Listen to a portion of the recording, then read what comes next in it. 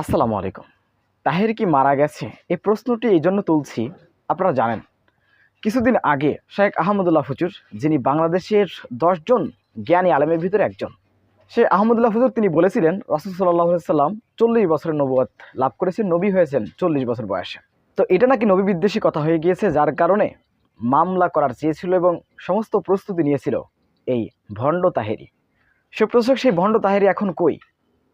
একজন পুলিশ কর্মকর্তা, আপনারা জানেন রাসূল সাল্লাল্লাহু আলাইহি ওয়াসাল্লামের শানে কীভাবে বেয়াদবি করেছে এবং আমাদের নবী মুহাম্মদ সাল্লাল্লাহু আলাইহি ওয়াসাল্লাম যে আয়েশা রাদিয়াল্লাহু তাআলাকে ৬ বছরে বিয়ে করেছেন এবং ৯ বছরে তার সাথে সংসার করেছেন, এটি নিয়ে যে মন্তব্য করেছে, এটি কখনো কোনো মুসলমান মেনে নিতে পারে না।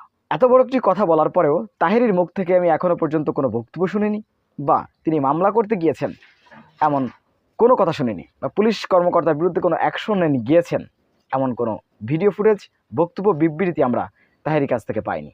তো এত বড় নবী প্রেমিক মানুষ ভণ্ড তাহেরি, গিয়াসউদ্দিন তাহেরি, ভণ্ড তাহেরি, তাকে কেউ আলেম মনে করে না। এই তাহেরি বাংলাদেশের হকপন্থী আলেম ওলামার বিরুদ্ধে কথা বলে থাকেন বিভিন্ন সভায়, এবং আহমদুল্লাহ হুজুর, যিনি এত বড় একজন জ্ঞানী মানুষ, যার কাছে প্রশ্ন করার সাথে সাথে তিনি সুন্দর করে কোরআন সুন্নাহ থেকে জবাব দিয়ে থাকেন, সেই আহমদুল্লাহ হুজুরের বিরুদ্ধে এই তাহেরি, ভণ্ড তাহেরি, আমি বারবার তাকে ভণ্ড বলছি এই কারণে, আপনারা জানেন আমার থেকে আপনারা ভালো বলতে পারবেন, বোঝেনও।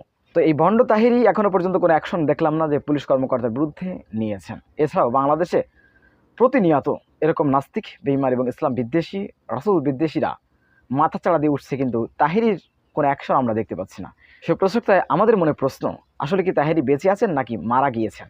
যদি মারা যেয়ে না থাকেন, তাহলে পুলিশ কর্মকর্তা যে আপত্তিকর বক্তব্য দিয়েছে আমাদের নবীকে নিয়ে, তো ভণ্ড তাহেরির তো বসে থাকার কথা নয়। সে নিজেকে নবী, আশিকের রাসূল দাবি করে। সুপ্রদর্শক, ভণ্ড তাহেরি কোথায় আছেন, মারা গিয়েছেন না বেঁচে আছেন, আপনারা একটু কমেন্ট বক্সে জানাবেন। সবসময় সত্য নির্ভেজাল তথ্য পেতে স্বাধীন বাংলা ইউটিউব চ্যানেলটি সাবস্ক্রাইব করে আমাদের সাথে থাকুন। আসসালামু আলাইকুম রহমতুল্লাহি ওয়া বারাকাতুহু।